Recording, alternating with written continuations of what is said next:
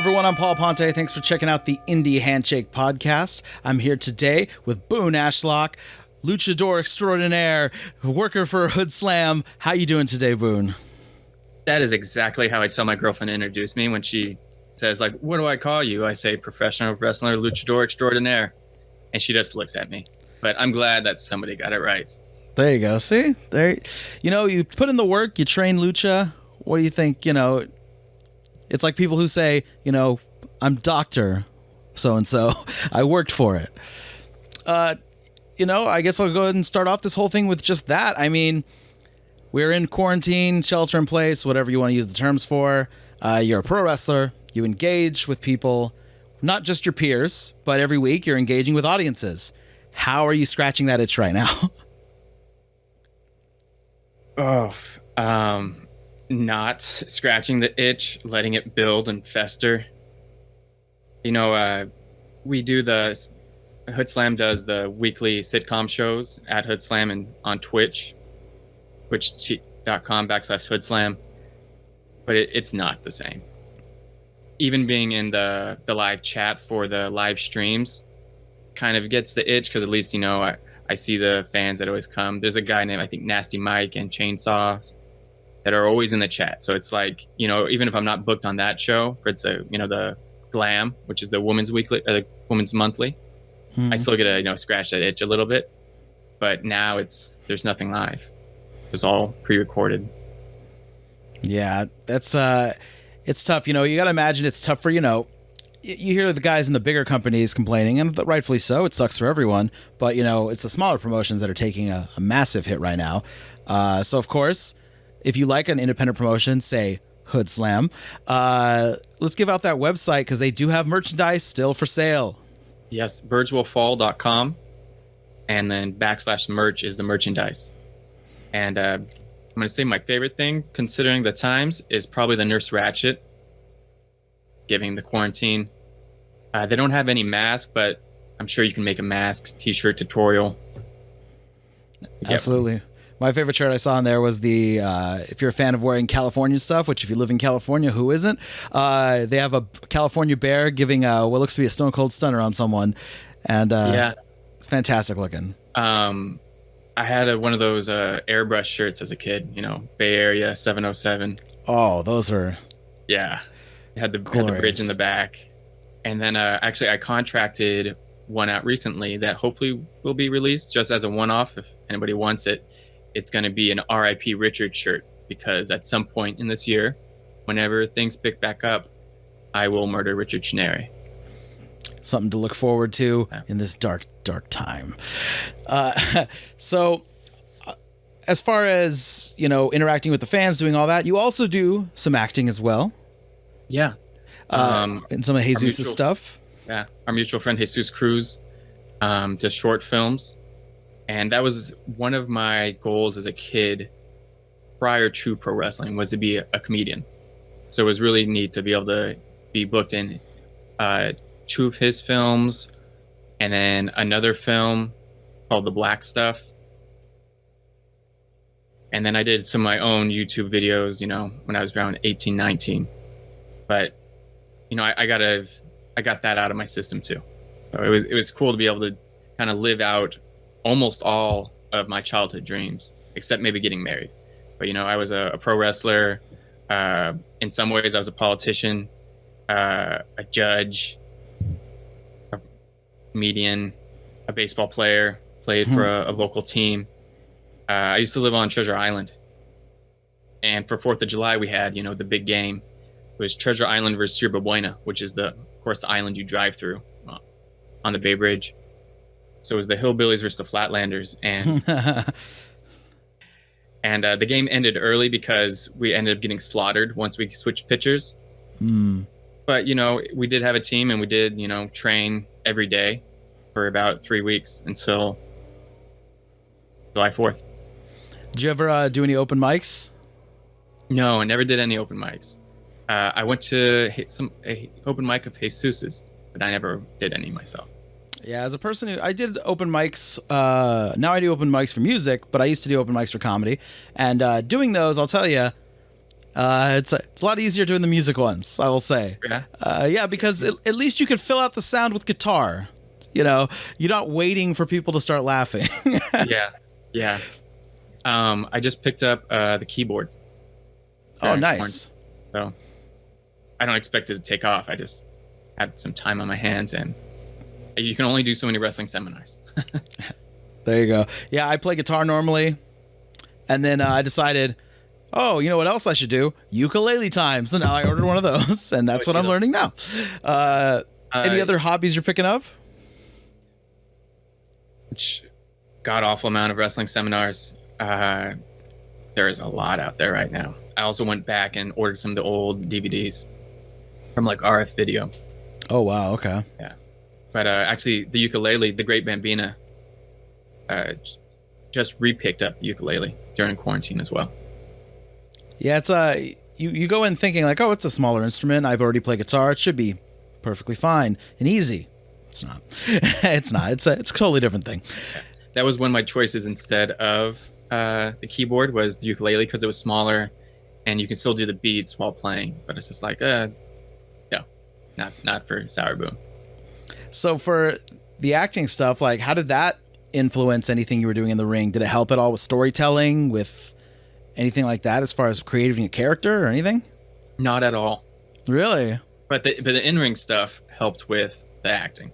Okay, how so? Improv, because Jesus allows a lot of improv when he's recording, and it's just easy to flow with the other comedians who actually are stand-up comedians. Okay. Yeah, I imagine, especially, you know, if you're cutting a promo or if you're in the ring and you're interacting with fans, there is a lot of natural improv you got to have because people are screaming stuff or yelling things, and even if they're doing it, you know, they did it at lucha shows, and they're going to do it at Hoodslam. So how would the crowds compare as far as that kind of stuff? Or who's nastier? If you're a heel, who's nastier? Like, what's going on as far as lucha versus a Hoodslam? A Hoodslam is always nastier because I mean it's a bunch of people who, a lot of them are Hoodslam fans. 50%, and then 50% are just people who've never seen wrestling before. And they have certain expectations, and when you show up in sequence, it may not be their expectations. And so it's interesting. I remember these two friends, and I totally won one of them over, and the other one, not at all. Like his friend was like jeering at me the whole match, and I jeered back. But his buddy right next to him was all about me. So.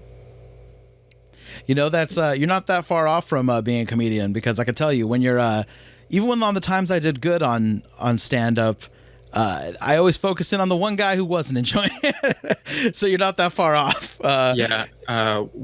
After one Hoodslam, a woman came up to me and said, how funny everything was, and how funny me specifically was, and she really enjoyed watching Sweet Boone at the time. Yeah, see, that's nice. There you go. So when we're talking about the interaction between the crowd and everything. How's the interaction between the wrestlers? You trained lucha for a bit, for those who don't know, who are checking this out. Then you went and did Hoodslam, which was your goal. So how did the politics between workers vary when you were doing both things? The lucha locker rooms are real friendly. It also helps, being one of the only white guys in a locker room where everybody's speaking Spanish, and I speak Spanish well enough. And then the American locker rooms are a little bit more cliquey. When you have a mixed locker room, they kind of divide over the language barrier some. But the lucha guys, they're always joking around, and they always want to make somebody laugh at somebody else's expense. And there's a guy named Guerrero Universal from Michoacan. And he called me over, Bigotes, come over here. I have a new stretch for you. I want you to try it out. So he made me pull up my foot like I was stretching my quads. And then actually, this is a good moment if any of your viewers have a roommate, since we don't have friends around, but have a roommate around, grab them and tell them to do this. Tell them to grab their foot and stretch their quads. Then tell them to put their elbow up here to stretch their neck and under their arms. Now tell them to slowly look to their left elbow and look to the right. And I guess maybe I should have played that day to the locker room, so maybe people have already seen it, so that there was that expectation as well. But I like, oh, you got me. But fortunately, we did it. I think we cashed in on the joke and did it 2 or 3 more times. It's almost like back in high school when yeah. When you have the stuff of like, try to see if you can lift yourself up while someone's sitting on your stomach, and then exactly. And then someone shows up later and you're like, hey, come try it out. So, everyone else has seen it and they're all kind of like waiting patiently. Yeah, the high school locker room versus the lucha locker room, very similar. And even the American locker room where it splits out in cliques and language barriers. Yeah, how about as far as, Hoodslam's known to be pretty inclusionary. So would you say that the locker room, was it as you expected it to be based on the reputation? I got pulled in there once or twice prior. So I had kind of seen it before. But it is exceptionally inclusionary. And people are very friendly. Even though, kind of unbeknownst to me, I did have to earn my stripes because nobody knew who I was except Sheik. There was one moment that one of the guys wasn't being so friendly. It was Kenny K. He didn't want to share his peanut M&Ms with Hip Hop Harry. Wouldn't do it. And I like them both, especially Kenny and Hip Hop Harry. So the next show I show up with, peanut M&Ms and I give some to Harry. And, there's a little joke about it. And then Kenny says something where, that doesn't matter, blah, blah, blah. So I show up with a family pack or the party pack next time. And I very off in front of him, share with Harry and share with everybody. And he blows it off. That's not a party pack. That's only enough for one person, maybe 2 sittings. Okay. So the next time I show up with a vase full of M&Ms. And then he's like, okay, you got me. I love how extra you are. But, I kept, until he was going to share, I was going to keep upping it up. So I ended up being the snack mom in the locker room. Because I would bring meat and deli trays for everybody to eat. I'd bring bread and dip for everybody to eat. Capri Suns. No oranges. But that's not a bad way to ingratiate yourself pretty quickly with some people. Yeah. Yeah. What made you so we talked a little bit about I mentioned that your goal was to go to Hoodslam, and you started out with lucha. What's the reason for starting out with lucha, and then why was the goal Hoodslam? I wasn't into, I watched during the Attitude Era. I fell off. And then when I was working graveyard at my previous job, my coworker kept talking about modern wrestling, and I had no way to relate to him. He kept mentioning Lucha Underground, Lucha Underground, Lucha Underground. So finally I said, fine, I'll download an episode. I downloaded an episode, was hooked, but it runs in seasons. And once that season was over, I had to get my fix in. So I started going to local indie shows. I ended up getting hooked on Hoodslam, started bringing my friend, and both of us would go every month to the first Fridays. And I just had an idea of a gimmick that I wanted to do, but I figured nobody else would do it like me. Having said that, there's no way I could have ever done it. What's just my size, clearly this is impossible. And so I was just watching, lucha highlight videos, and I saw one from Rob Viper from Mascarita Dorada, and I was just like, this is the coolest shit I've ever seen. If this mini can do the coolest shit I've ever seen, I can do something. I can do an arm drag or a hip toss, and I can do this gimmick. So I emailed Hoodslam what kind of experience are you guys looking for? Pro wrestling experience was the return email. So I looked around to find the best school for me, to learn lucha, because that's what I want to do. I didn't understand that luchadors have trouble working with Americans, or that, the two styles clashed as much as they really do. It's much harder to blend the two than what it would seem. So I went to 5 different schools, and I chose Jason's because he wasn't trying to sell me on anything. He couldn't care less whether I was there or I decided it wasn't for me. And they taught lucha there. And I had seen Jason at a lucha show in East Oakland. And it was very clear the most of the lucha guys they had, Jason, and then like Bestia and Damian, and everybody else was just a step above Jason. But it was very clear to see that Jason was the best locally. Yeah, and from all the stuff, I've known Jason for years. Jason Styles is who we're talking about. I've known him for years, and I've seen him in a lot of shows, and he works both styles pretty well. Yeah. And he's very good at blending Styles them. With an S at the end. Yeah. Yeah, and there's a reason they call him that, I guess. So then we go to Lucha, and then you're hooked on Hoodslam. Then do you just go straight from there to Hoodslam, or what? Anything in between? No. So I worked a couple of, American promotions, not too many. And then at most of them, I feel like maybe I was kind of just pigeonholed as a luchador, which is fair. I did a lot of lucha, and I wore a mask. And I spoke Spanish to the guys. So I think maybe there's a little bit of a hump that I didn't see there, where I was having trouble getting booked on some shows. No problem. You would work lucha shows from Reno to Mexicali. And I worked a lot around the Bay and the Central Coast for a while. And once California Lucha Libre Arena Hayward closed, I needed somewhere to go, a wrestling training spot to go. And, the big wrestling school other than that was the one I didn't want to go to. I'm not going to put them over here. Didn't want to go there. Okay. So I could have gone there, or I could have done my own thing. So I was actually talking to Mantis Lee, who, whether you like him or not, he's the nicest person you'll ever meet. Very helpful, very humble too. And he allowed me to use a ring at his family's ranch. So I would go out there, and I was doing my own thing, training, until Sheik opened up her own school. And I trained with Sheik for a little bit, and then that came to a close as well. Maybe 6 months later, after Sheik decided, just kind of got bored,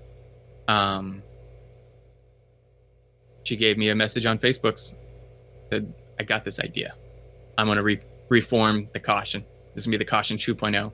It's going to be me, you, and some other people. And then the rest, history. Yeah. How would you compare, the training styles when you were training on Lucha than training under Sheik? The language barrier is the biggest thing. I mean, I was able to learn most of the moves, names in English and in Spanish. And I even created a cheat sheet for my Lucha teacher, Skyday, who's trained many names.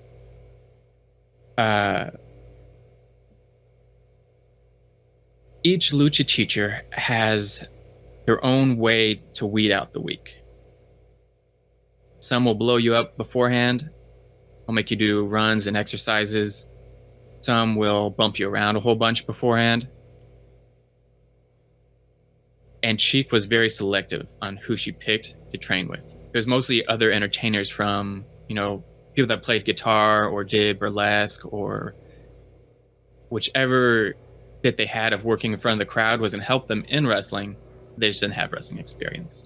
And actually, the Great Bambina comes from that same class that we were doing.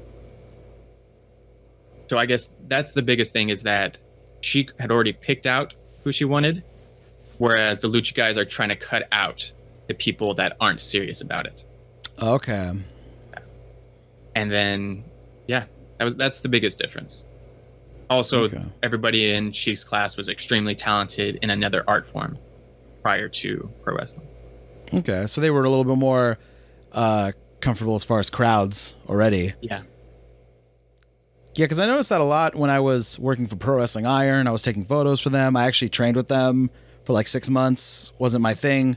I love wrestling, but just working it is a totally different thing than loving it. It's I love soccer. It's like my favorite sport on the planet. I watch international soccer. Can't play it to save my life. It's just the way it is. Yeah. But I did notice that certain trainers, when I was working there, would do this. Like you said, they would either try to blow you up, or sometimes they would be like, "Hey, it's chop time," and you're like, "Oh, okay, that's what's going on." Yeah, we were training with Meteoro and Scotty Ringer and Samara, it's her birthday today, so happy birthday, Samara. They jumped in the class, that lucha class, and at the end of the class, Meteoro would have, chops, and we'd all go in a circle, chop, reverse circle, and then we'd go across the circle and everything, and you got everybody's chops sounded great. Nobody had bad chops in that class. But Scotty got Meteoro, and Scotty had gone easy on Samara. So Meteoro was going to make sure that, nobody goes easy on anybody here. He gave Scotty a chop, and literally a welt grew the size of a small mouse onto Scotty's chest. And maybe a week later, after it burst, he had this huge bruise all the way around. Good Lord. Yeah. I wanted to ask you something, though. Mike Modest was a trainer at Iron, right? Yeah. How was training with him? He's actually super calm, and he's more about like he would kind of oversee stuff and give pointers here and there, and then like for like the little more like I would say like he's more of a head coach and not like a defensive coordinator. Like he sits there and he oversees what's going on. He tells the people under him how to train, and he jumps in when he can. But a lot of the time he would have other people do the more grinding stuff of, keep running, keep going. Like that wasn't his thing. His thing was more about like, he was actually very good at like, hey, when you're doing this, like pop your hip a little bit more, do that so it looks a little bit more effective. Like he would do like, he knew like all the little things where you're like, and it was great. I really enjoyed it at the time. I met a lot of really cool people. But speaking as far as we were talking about earlier about the crowd stuff, there are people that were so excellent. Like they came in, they were barely winded by the time we finished the runs. They would do all the training stuff, blah, blah, blah. Then we would do a promo part, and they were like, so it's, because, and you're like, oh, wow, that's amazing. Like, yeah. And then some of them, ended up being really great later on. So, how, when you're talking or doing something on the mic, how much of it did it come naturally, and how much of it, did you have to kind of expand yourself a little bit to get into it? The pre-recorded stuff, which I love, very natural. Because I can do 100 takes of it and pick out the one that I like the most. But, I did recorded videos before, whether it's my own comedy videos or it's Jesus' comedy videos, whatever. So that came very natural. Going up on a mic in front of people, not as natural. I did before actually I grabbed the mic, I'd already yelled at people back and forth. So that was easier. But still getting all the bullet points in that you need to get in on a mic is much more difficult than going out there and saying a couple words. Yeah, and at that point, you're not commanding the attention of a few people who you're yelling at or whatever, or saying stuff to in the crowd. Now you're commanding everyone's attention. Yeah, I think my biggest lesson is, as a face, don't tell the fans they're going to have to wait till next week. Yeah. Yeah. I did that once, and I was like, suddenly they turned on me, and I couldn't figure out why, and I got to the back, I was just like, made them wait. Yeah, that works for, like, television product, like people at home, because they're like, oh my gosh, I can't wait to tune in next week. That doesn't work for people who are there live, because they're like, I might not even be here next week. Yeah, exactly. I gotta come back again. Fuck. Yeah. So when you came to Hoodslam, it sounds like you didn't expect to do luchador. I was going to ask if you were going to do a luchador gimmick, but it sounds like she already had a gimmick in mind for you. I did, she didn't tell me what I was going to be doing, just kind of the story arc. We were going to kind of do this, but I showed up in my mask and everything. I'm ready to go. And as a luchador, I always showed up in mask. And I showed up to, the Oakland Metro and masked. And when we got to the back end, we are going over the card. She looked at me and she's like, I wasn't imagining the whole mask. I just be Boone. That was a whole new curve and curveball, was to learn to be myself up there too, not to be my polar opposite. And I think being my polar opposite on the mic was much easier because I knew what I didn't want to hear, but what did I want to hear? Yeah, how do you think about, what you're gonna do, especially when you said you learned that day, right? Yeah. I mean, it's you learn as you go. Yeah. And so how'd you change your headspace? Yeah, how'd you change your headspace from one to the other? Were you nervous coming out, being like, "Oh, I came here for this. I didn't realize this is what happened." No, I think that was one of my more excited days in wrestling. Was finally reaching my goal of working Hoodslam. My goal was to work it for a year, but that was the beginning of it. So I wasn't too nervous. I think the only thing was I forgot my mustache wax at home, and because I expect to wear a mask. So I had to call my roommate, and he came from San Francisco to the Oakland Metro with a little tube of mustache wax and my hair stuff. And I was like, thanks, bro. Code red. We have a facial hair emergency. Yeah. But over the last year and a half, I've learned to be myself and to express myself through wrestling, and instead of expressing a character. So why was the goal 1 year? That's just the story arc I had in my head. I had 12 shows in my head. Like, I'm going to do this gimmick, and then we're going to do this and this and this. And, I was just marking out until I saw that Mascarita Dorada, and I was like, well, maybe I could do this. But even then, I would kind of push some of the promotions that I would work for to put me as the Crusader, which I've been outed before online, so I don't mind saying my mask name. But at California Lucha Libre, where I was training, I was doing an antibodies gimmick, which was not me at all. I couldn't get into it. I thought I did terrible every time I went up there. I guess the crowd liked it. I couldn't tell. And then for another promotion in San Diego, I had to do a Latka Kaufman gimmick, or an Andy Kaufman gimmick. Okay. And wasn't really big into the anti-woman, anti-feminism gimmick personally. It wasn't really me. I did it, and it worked really well. I don't know if I would have booked it the same. I probably would have booked the one to go over more, but it racked up quite a few wins. Okay, yeah, you figure with that gimmick, the woman should go over more. No. That's I went over every time there. What's the fun in that? Yeah, like if you're gonna play the chicken shit heel, that kind of thing. The whole point is that the people get to see you go under. That's the idea. Yeah. No. He even told me this one time, like, beat up my girlfriend, like. Not physically, but I was gonna work his girlfriend, and she wasn't really trained. She never went to a school, so I had to work around that. And the match was really dark, which is kind of what I wanted.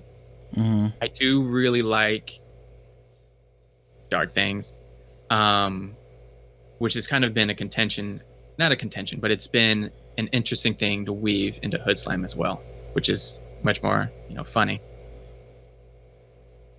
But I remember there was a point where she hit me and I grabbed her by the hair, and, as Kaufman, I said, don't you ever hit a man, blah, blah, blah, blah, blah, blah.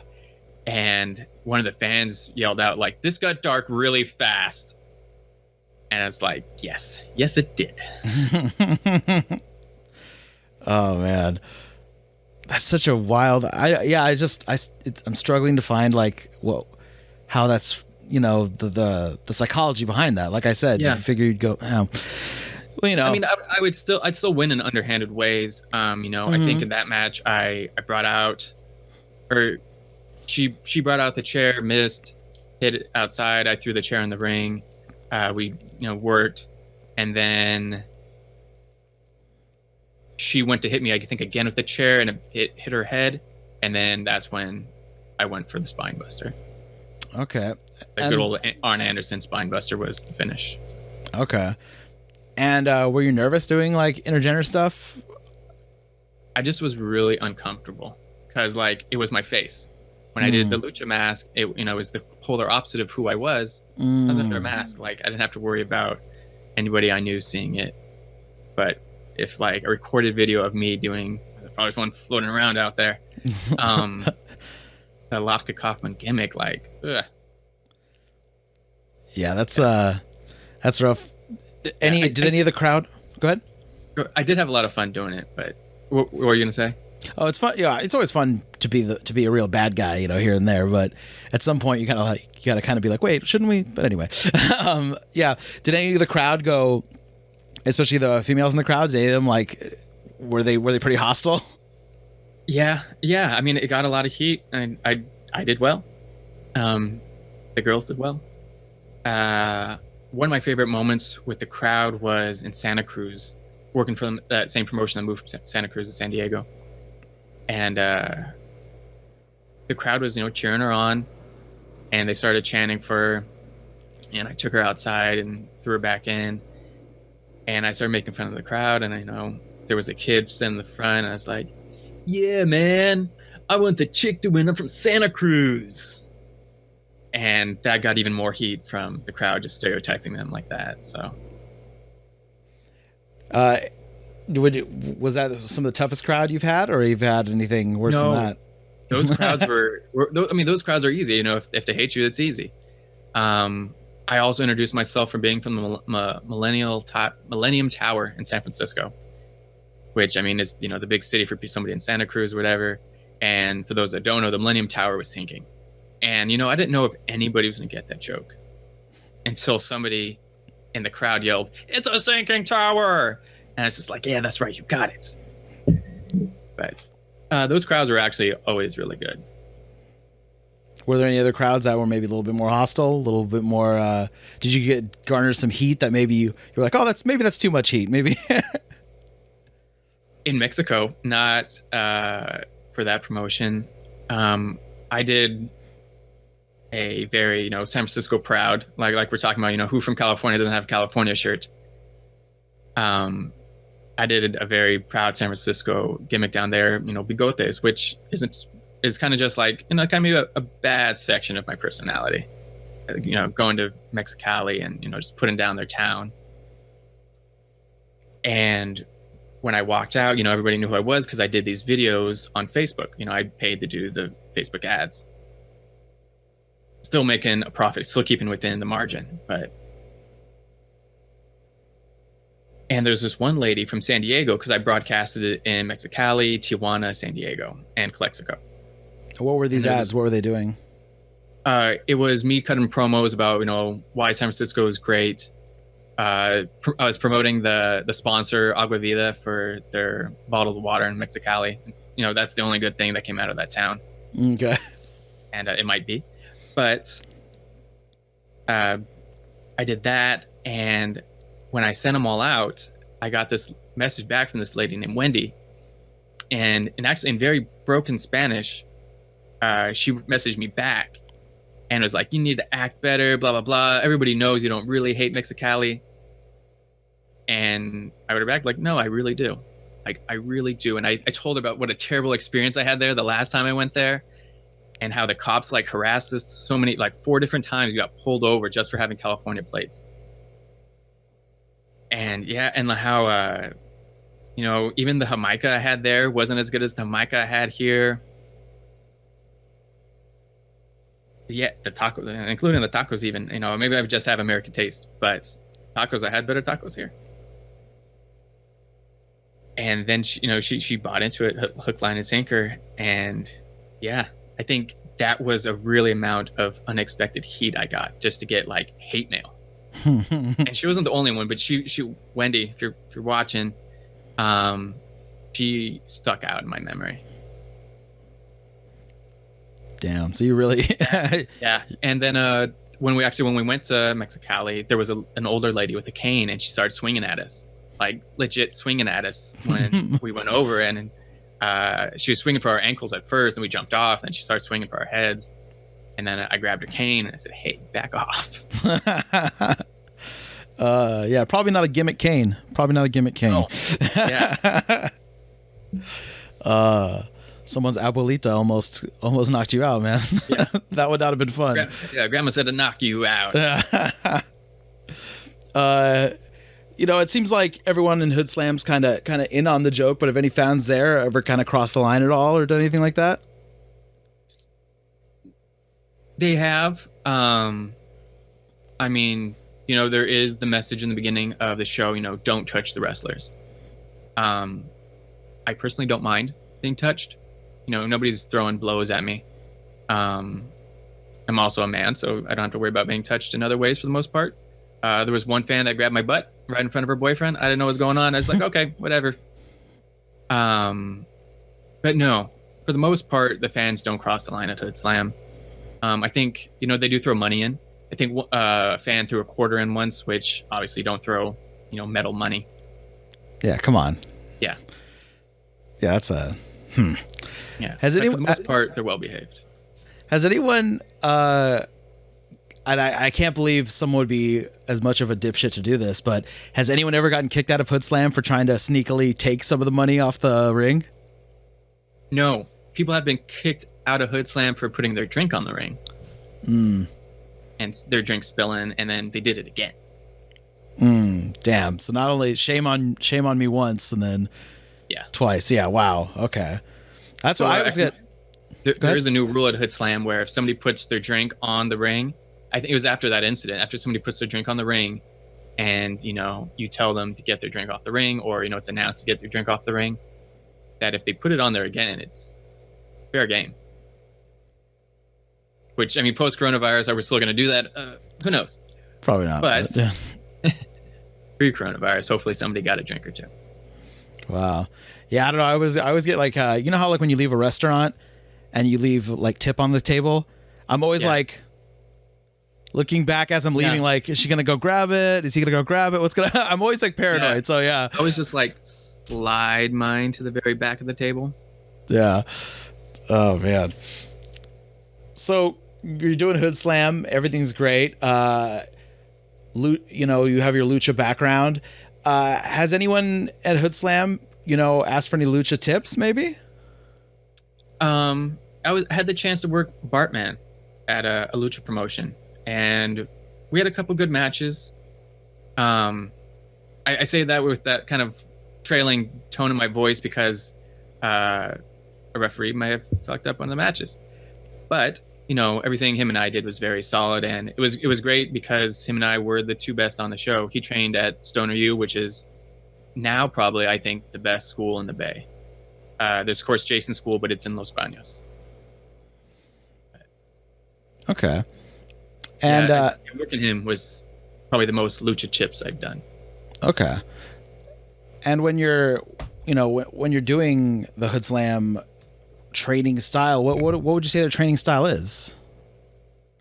I've only been to the class on match night. They do this really awesome thing at Stoner U where if you're a trained wrestler and you're working shows, you can come in on Thursday, the second Thursday. It's one of the Thursdays night a month where maybe it's every Thursday except the third Thursday, where you could come in and work their guys, so everybody gets more experience in working each other. So that was the only class I went to of theirs. Okay. They do a little bit of lucha, not a terrible amount of it though. They do mostly American and storytelling. So kind of like the family tree of their school is, the Stoner brothers are the main trainers, and before them, Coach Nugs. And Nugs is really great at telling stories with props or whatever inside the ring. So I think that really shows in a lot of their students. Okay. Have you gotten a chance to, get a little bit of wisdom from Nugs? Nugs, if people don't know, is has been in the indie wrestling scene for a while and bigger than that as well. Joe Applebomber, as he used to be known as. You know, have you gotten any? Have you gotten any wisdom from him? He's very quiet, and he you know, I guess, you know, he doesn't waste words and he doesn't waste movements in the ring. And when he tells you something, you know, it's very specific and it's very helpful. Nothing comes to mind in particular. Okay. Except I did have the chance to be, you know, the best athlete in the East Bay while he was the Golden Gate champion. And he said, "Nice match, champ." And we were both champs. And I was like, oh shucks, man. Oh. That's great. But, some of my dog's best matches, Bernie Jr., was against him and against, you know, his direct students, the Stoner Brothers. Those were undoubtedly little BJ's best matches. And you mentioned before about the match you had with Bartman and the referee stuff. If I remember correctly, weren't you doing referee for a while as well?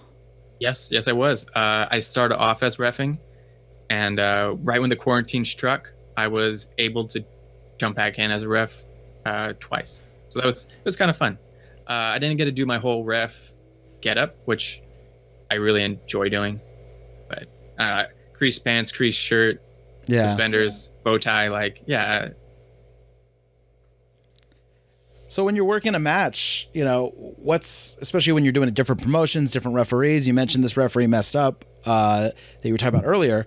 But what are some, like, you know, terrible things that a ref could do in the ring? You know, I assume a lot of people who watch wrestling, they don't really think too much about what the ref is doing. They're mostly, you know, watching the two guys go at it.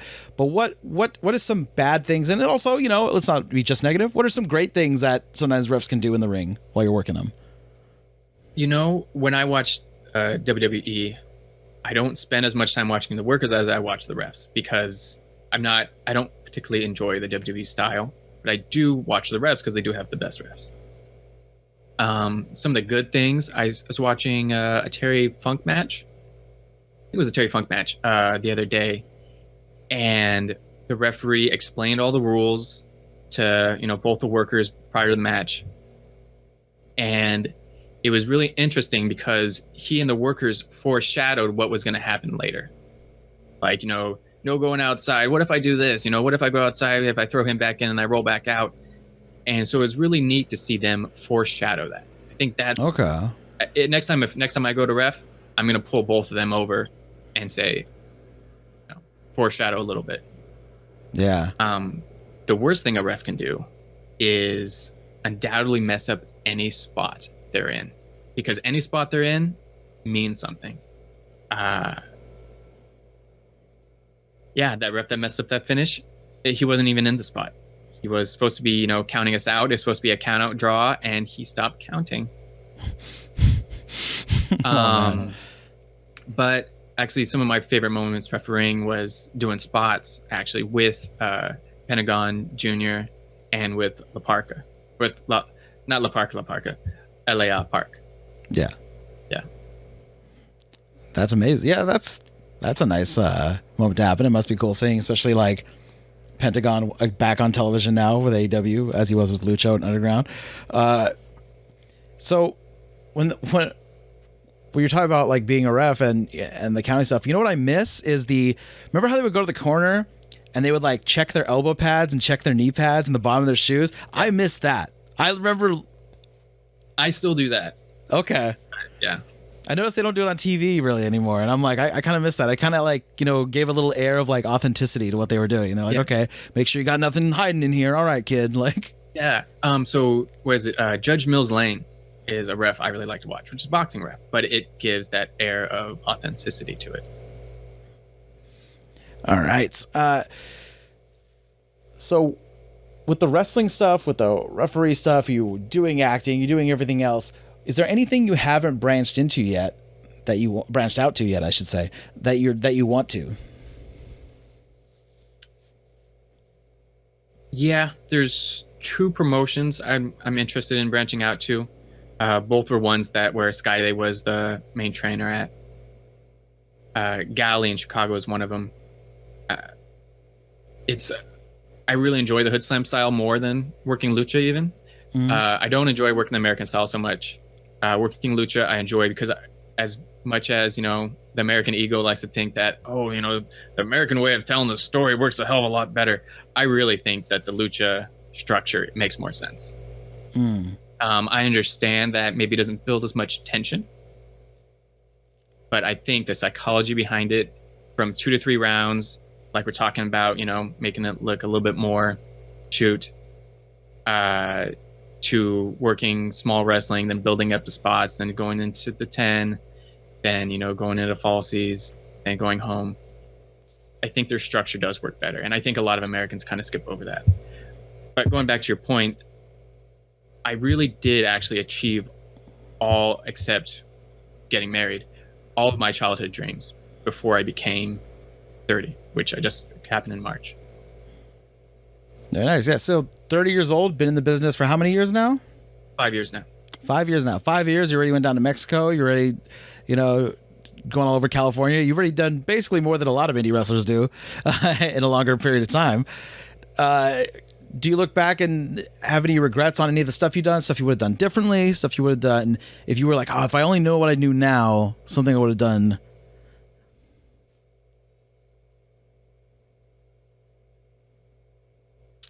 I would have done those matches in Mexico differently.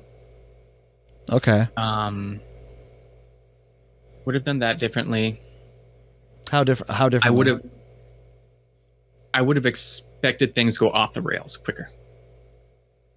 I was really fortunate to work with a guy named Schizophrenia, and he understood psychology, lucha psychology, and everything with him worked really well.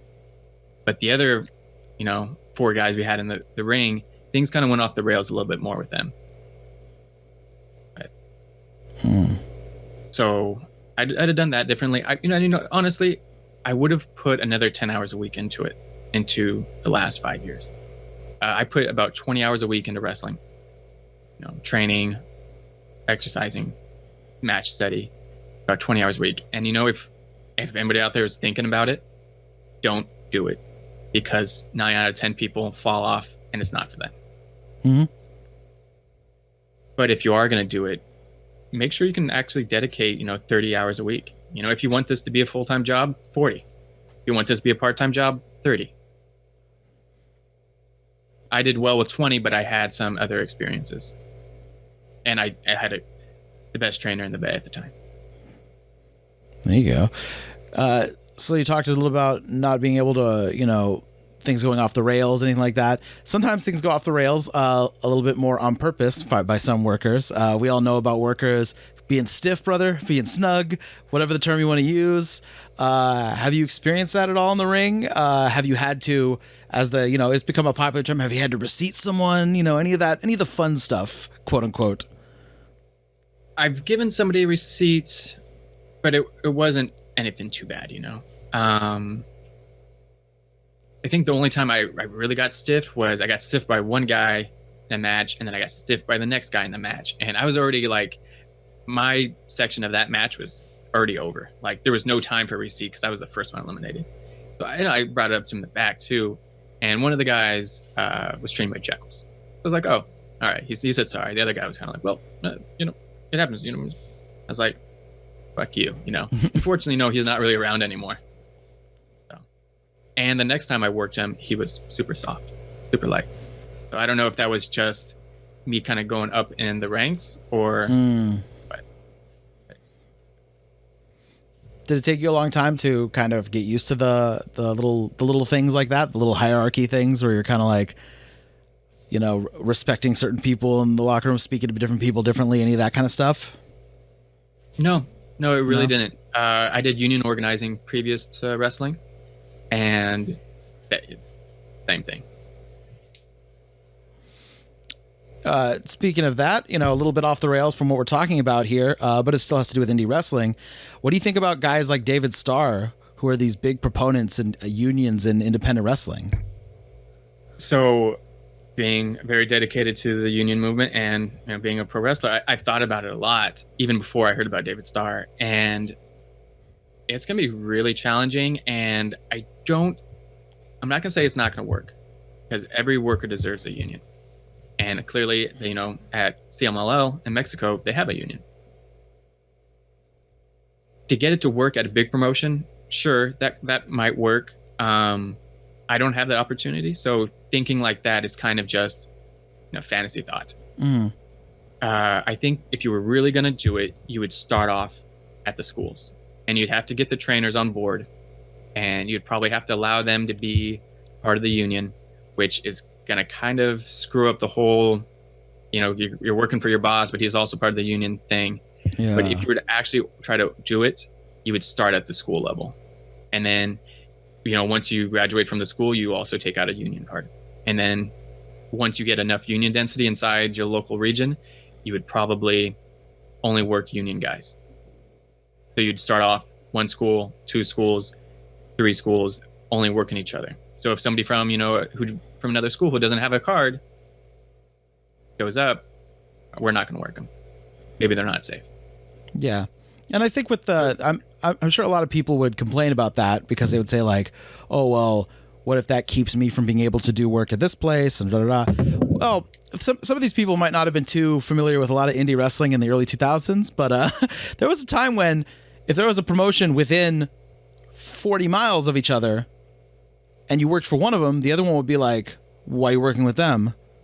And they would do stupid crap like go to their shows and like slash their tires and like people. Oh, wow. This was like a thing that happened in there. So like the idea that, but that might get me bumped from doing a show is like, well, that could happen already. That's. Yeah.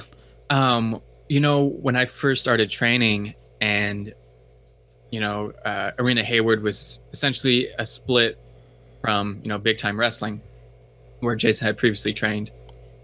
And one thing I wanted to do once we had our first or second show was to have like a kayfabe barbecue. And I wanted to like Kakamang, who was super over at BTW, was coming over to Arena Hayward. I wanted to have, Kakamang's kayfabe barbecue. And I wanted, all the luchadors and especially the wrestlers that were making the transition to come out in front of the Newark Pavilion and have a barbecue with flyers ready to go for either like next day or the next show and just completely salt the earth. We didn't do it. Many of my ideas got shot down. One time I wanted to come to the ring with ammonia. And thankfully, I was smart enough to ask, and Cheek said, "No, we're not gonna do that." Okay, I want to have fire once. No, we're not gonna do that. Yeah, that might violate a code or two. Yeah. What did you want to do with fire? At Fuck the Fans 10, Matt Carlos went to put lighter fluid on me. I stopped him. And then I poured it on myself. I wasn't afraid. There's nothing. I wasn't going to back down from lighter fluid or anything else he had planned. But I figured the next show would be logical that I was set on fire. Okay. So I had some of the super hot burning flash fire paper. And I was like, I'm just going to put this over my arm guard. Hope it doesn't melt my arm guard in my hand. And Shineri can light me on fire. Cheek, being very smart promoter she is. No, Oakland warehouse fire. Yeah, that's yeah. Even if it went off without a hitch, it's kind of like that's not going to leave people's minds at all. Especially, there was a moment in I don't know if you watched WrestleMania this year, but I did. I watched the first half. Okay. So the first half had the street fight with Orton and Edge, or was it the second night? Did not. Second. Okay, second night.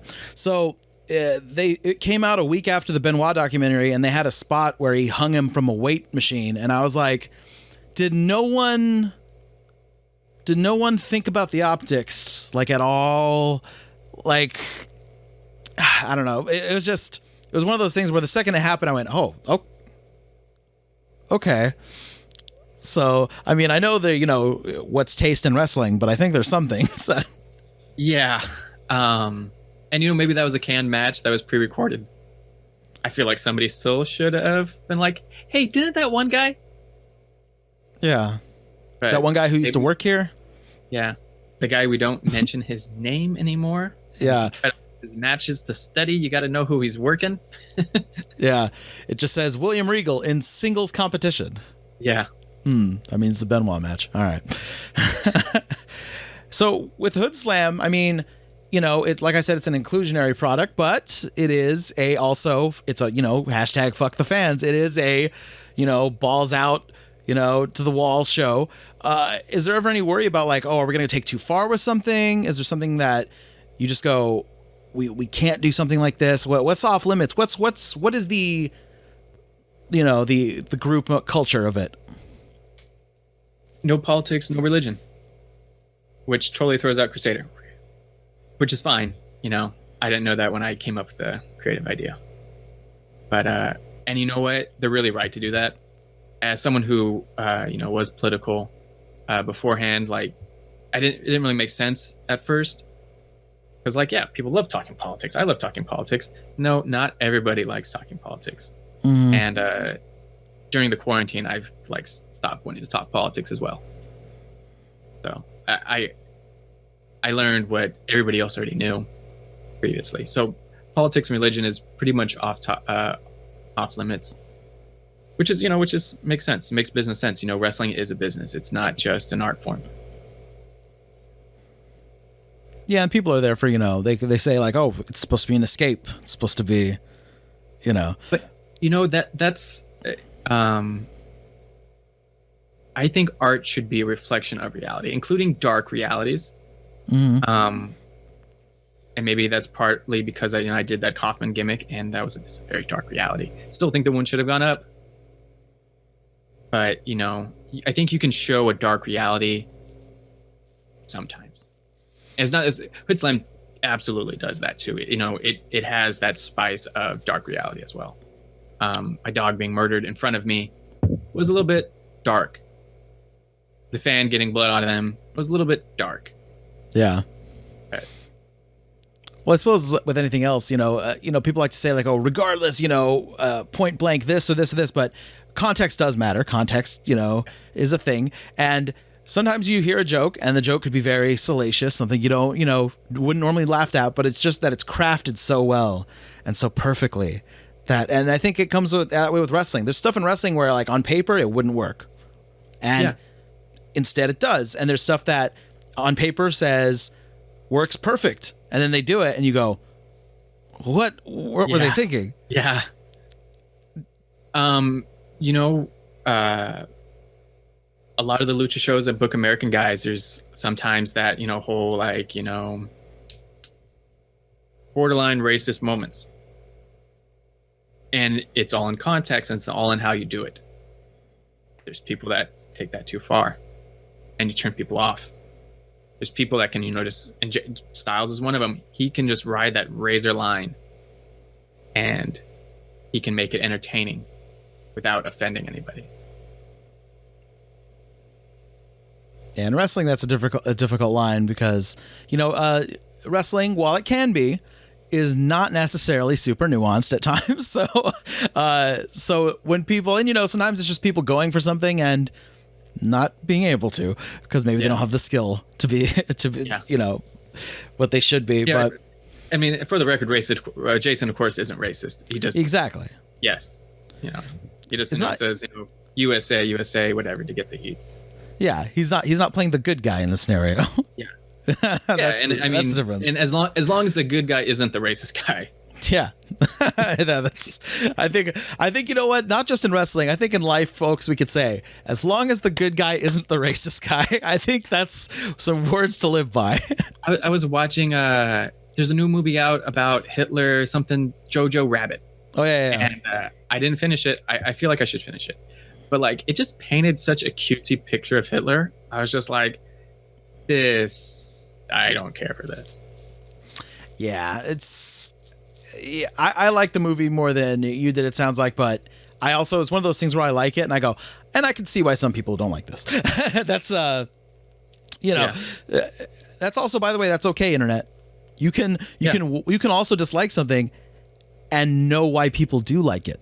Yeah. that's the way it works. I feel like if I would have finished the end of the movie, I would see why people really love that movie. So everything beyond that seemed really nice. And I'm sure at the end, he shows his ass and does something terrible. And so sure it works out. I just have a short attention span. I like 2-hour wrestling shows. I like 30-minute shows, even an hour show for TV. But 90 minutes is just like, oh, God. I'm not doing anything. So speaking of internet haters, the internet is rife with people, wrestling fans especially, who are much like every other kind of fan, Star Wars fans, comic book fans, anyone who's really into something. There's always a big section of them that have nothing to do but complain about these things. You guys work Hoodslam. Hoodslam is a highly fantastic atmosphere. You have video game characters fighting other video game characters, amongst a bunch of other stuff. Do you ever encounter any old school guys who are like, what is this? What is, and even something as minuscule as like, you're not the biggest guy in the world, and there are people who just, if you're not, giant dudes in wrestling, they shit on it constantly. What's been your experience and stuff like that? The people I trained with, because I didn't go to, Stoner U or because Hoodslam doesn't have a school, but Stoner U typically feeds out to Hoodslam. You get noticed easier.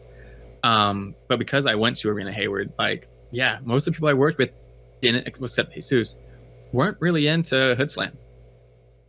A lot of them just hated on it. Okay. Not your flavor. I really like it. And, I know like Jim Cornette or whatever. I think Cornette even has Sheik blocked, whatever. I'm not worried about them. I really am not. Like, any, especially in the Bay Area, if anybody wants to hate on Hoodslam, they can hate on Hoodslam as much as they want because they don't draw the money Hoodslam does. It's a business. It's not just for you to mark out and say, I'm a wrestler, I'm jacked up. And I can do these sweet moves perfectly. It's also a business, and you're not making any money. I've been to some stellar indie shows with top workers that have had 30 people in the crowd, and sometimes it's just the way it goes. And I mean, Hoodslam has both. It has great workers who are willing to work a comic match, and then it draws the money. Yeah. And you know what? It has a story too, which I personally really love. Some indie shows just kind of like, oh, he's our champion. He has this like little feud, but Hoodslam has this huge backlog of story. And would you say that's due to the fact that they have more of a cult fan base than a lot of indie promotions? A lot of indie promotions depend on randos in every show to show up, whereas I feel like, from what I can experience, I haven't experienced it myself, unluckily for me, and now there's a quarantine, so I can't until it comes back out. But it feels like there's a lot more repeat fans that come to Hoodslam. Yeah, I want to say it's about 50-50. Yeah, Brosif, the commentator, has done polls, just audio polls, like, who's been first time, who's a virgin. Very nice. Well, brother, the promoter has run out from the back. It is time to take this bad boy home because we've gone on for too long. He's screaming, spit's flying out of his mouth. The fans are very confused. Who's this man in cargo shorts who's run out and is yelling at the wrestlers? So I got some rapid fire stuff. So I just got some rapid fire stuff to finish out the rest of this with. Let's play Booker Man for a second. You are booking a Hoodslam show. I need you to give me 2 workers from the independent scene that have not been in Hoodslam. 1 that you just want to have on the show in general, and 2, 1 that you want to work against. Can it be the same person? Hey, if it's the same person, then it's the same person. Jason Styles. Jason Styles. Absolutely Jason Styles. I couldn't wrench his arm, to come to a Hoodslam. I think he'd really like it. I do. He might not like some things about it. He might not like people throwing fireballs at each other. But I think he'd like it. And I think he would do excellently. I don't think he'd ever work a show. But if I could pick anybody, it'd absolutely be Jay Styles. Fantastic. What's your favorite move or hold that you don't use? I used to do the Buffalo sleeper hold under the other gimmicks because I worked the arm more at the other gimmicks. So that's my favorite one that I used to use. I do always mark out a little bit whenever I see somebody do a sharpshooter. Growing up as a kid, my best friend's favorite wrestler was, the Hitman, and he would always put me in sharpshooters and really shoot it in. So I always kind of just remember fond memories whenever somebody does a sharpshooter. What's the worst thing someone can do in a match that's working against you that's not trying to hurt you? The referee can mess up their spots. Okay. Absolutely. Sometimes your replacement in that spot is very important, or they can refuse to do something. Oh, this doesn't make sense. They can refuse to do a spot because, this doesn't make sense. Whatever, it makes sense for the 10-minute story we're telling. Okay. Yeah. So if I tell you that I want to use my fist, don't let me use my fist. Don't let me use my fist. It's fantastic. I didn't realize that referees had such story input. Sometimes they want it, and you know what? You got to give it to them. They're as much part of that. They're a very important part of the story. When's the last time you were legitimately surprised by a worker in the ring?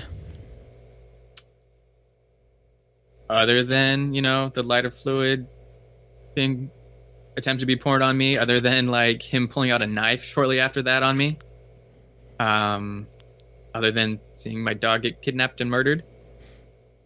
There was a student at California Championship Wrestling. He's very good. He does a bunch of different gimmicks. I drop his name, but I don't know which gimmick he's doing now. And they're all masked. There is a student from there, though, that just keep your eyes on. I really enjoyed working him. He listened a lot. He listened really well. And then there was another student who was, like we're talking about, some people are very athletic, but they just don't have these other things. There's another student there who's very athletic, and I love him as a person, but I did not enjoy working him. Because he just didn't have that the year. Yeah, just seeing this guy who, training with him, had trouble doing a cartwheel, and then working him in a match, I'm like, oh, well, I'm glad I didn't call her a cartwheel, but everything else was, like, wonderful. And we even told a story like I like to tell that has, a prop in it. And, he did the prop perfectly. I kind of messed up the prop and got beer all over Jason's ring. Wasn't too happy about that. But he did fine. Let's see. Yeah, go ahead. Okay. Funny moments at an indie show. Hardest you've laughed at an indie show. Anything like that?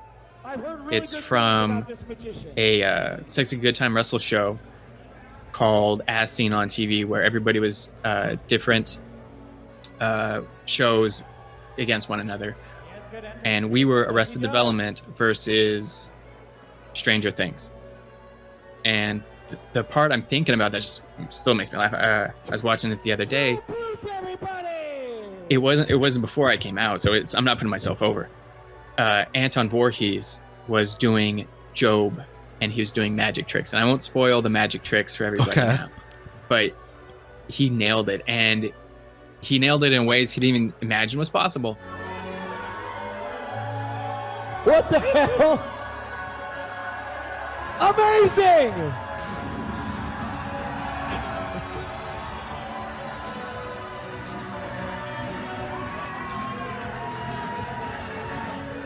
Where did it come from?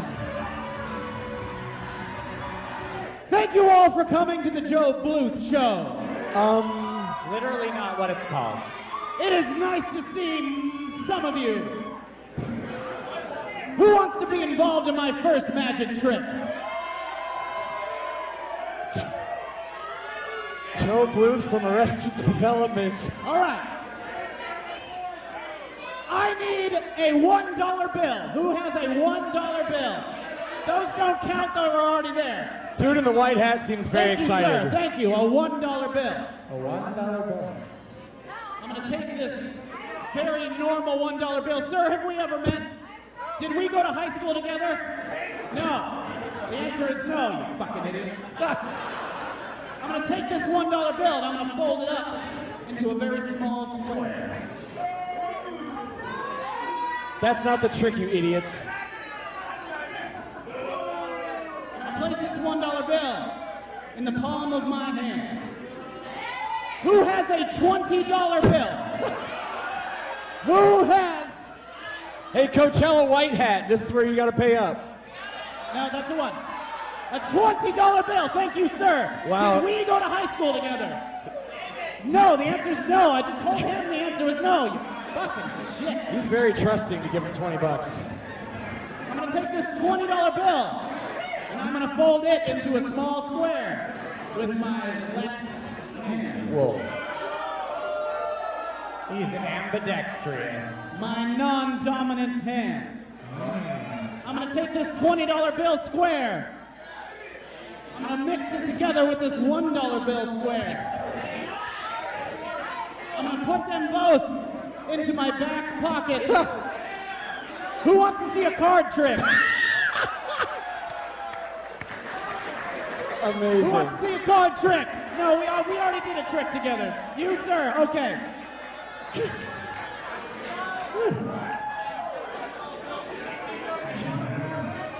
I want you to pick a card. Show it to your friends. He doesn't have friends. No, those are just randoms Show it to inside. this camera person. Fantastic. Put that back in the deck. I'm now going to shuffle this deck. Amazing. One-handed. Magically, that card is going to come to the top of the deck. He's pretty good. I'm going to take this top card. Was that your card? Are you sure that wasn't your card? Let me see the card. Shit, that was the ace of spades. That really fucks with the rest of this trick. Well, I guess, sir, I owe you the shirt off my back.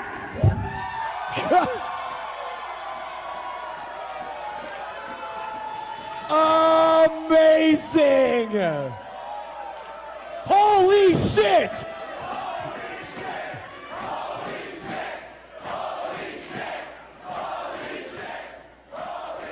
I'll sign this for you later. What a treat for that fan. 1 in 52 chance of that shit working out. All right, I have one more trick.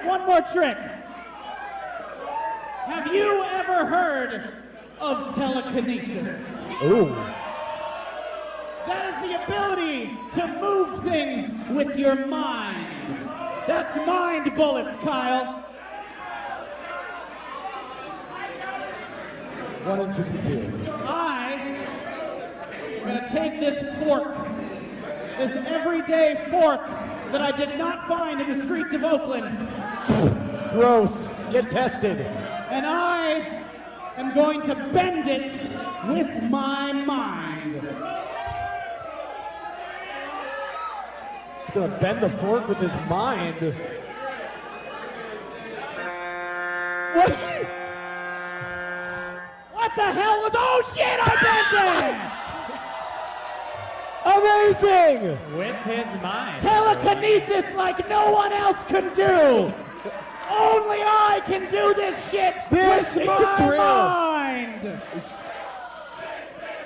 Joe Bluth is a goddamn treasure. Thank you, ladies and gentlemen, for coming to the Joe Bluth Jesus Show. Christ, he actually did it. Drive home safely. Worst gimmick that you've seen? The ones you can't remember. The guys, especially in like northern California, some guys in Central Valley, they just wear their chonies, and I don't know if I can't sum up your character in one sentence, maybe you didn't do your job. If I can't sum up your character in no matter how long, no matter how much space you give me, other than he does lots of athletic things. He's a very athletic athlete in Speedos. That's the worst gimmick. Working some lucha stuff.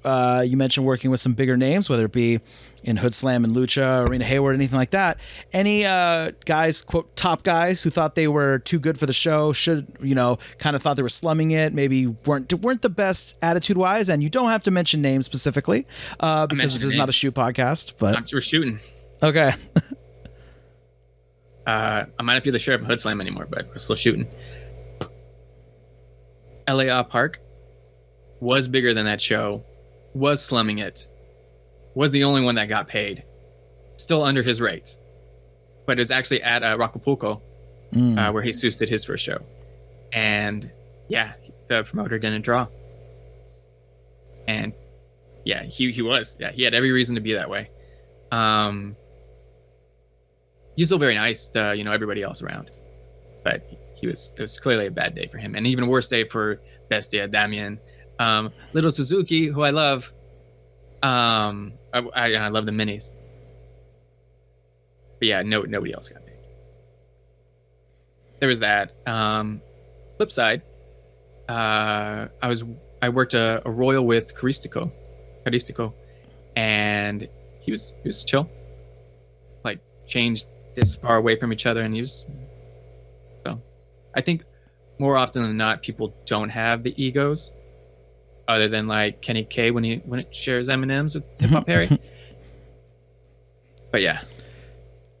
When you're in the ring, what's your pure joy in wrestling? A moment that when it happens, whether it be before the match, during the match, after the match, that happens and you're just like, you get goosebumps. You're like, this is why I love wrestling. This is why I love doing this shit. It's such good shit.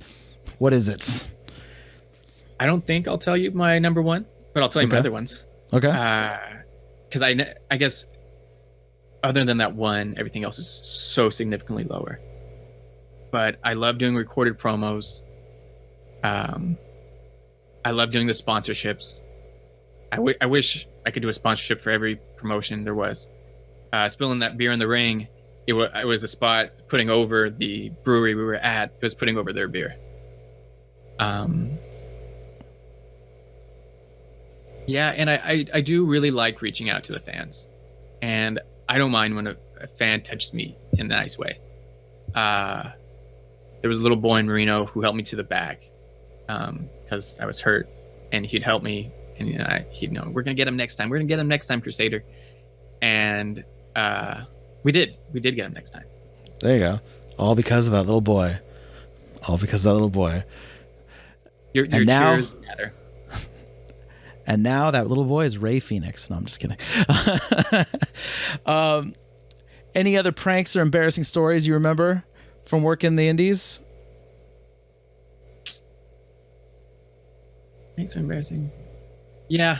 It wasn't really a prank. I think my most embarrassing moment was Sheik had the idea, you're going to be the sheriff of Hoodslam. Great idea. It worked out really well. But when we were doing the card that day where I was dubbed the sheriff, and to a lot of locker room fanfare, the match after mine was right next to me. And I thought she was looking at me when she was asking for opinions on it. And I was like, well, I don't know. And the whole room started busting up laughing because they got it. I didn't. They were talking to the guy next to me. And I was just like, oh, man. Like, no, my ego isn't that big, I swear. But the locker room at Hoodslam is, even when there's a title change or whatever, they're very supportive, and they cheer when there's a title change or anything. You basically have that situation where you wave at someone because you think they're waving at you, then they're like, oh. Yeah. But instead of it just being like the person you're waving at, the person next to them looking at you, it was the whole block. Which is a bunch of people you will see over and over again. And we hope to see them over and over again soon live, as soon as all this nonsense is done. Let's promote all the Hoodslam stuff, all of your stuff, so people can check it out. At Hoodslam on all the social media platforms, birdswillfall.com. I can get your merch still. I believe they ship out weekly. And my personal stuff is at Taboo Tongue. You're welcome to follow me or do any of that. It's more personal, but no problems. And hopefully I'll be doing Boone's Tale, which will kind of tell the story of how Boone became Sweet Boone, and how Sweet Boone became sour over at Hoodslam. But that should be at Taboo Tongue as well. Fantastic. Thanks again, sir, and I appreciate you coming on today. And one more thing I'll be on is IndyHandshake.com. IndyHandshake.com? Yes, it is. Yes. We just put a couple shirts. We just put a couple shirts on TeePublic if you want an AEW style shirt. Yes. And those are also shipping more frequently than once a week even. Yes. Although I would wait. This is not good for business. I would wait till you want to have a few shirts on there you want to order at once because their shipping's kind of a lot. So yeah, I would just do that. Okay. Well, yeah. So maybe that's why they do it so often. Yeah. Pro tip. Yeah. Thanks again, sir. I appreciate it. Thank you.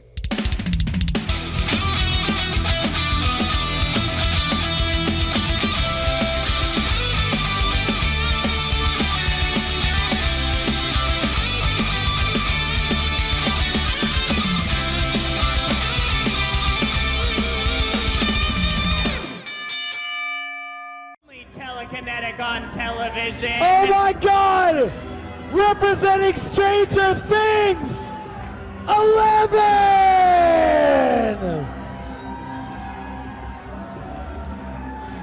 And she's got egos, bro.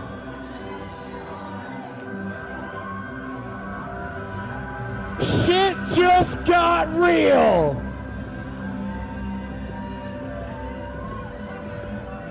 Hang on, shut down that shit music. Hang on.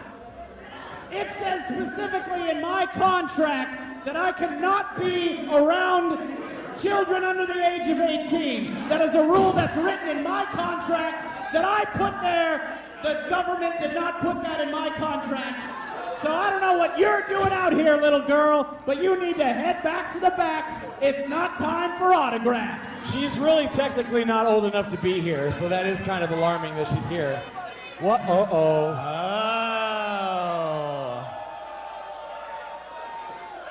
Oh. 11 has heard just about enough. You know what, you stupid idiot? I'm about to punch a little girl right in her fucking face. Oh, God. Huh? How would you like that? Is 11 your age or your IQ? Oh, Jesus Oh, wait a Christ. second. Wait a second.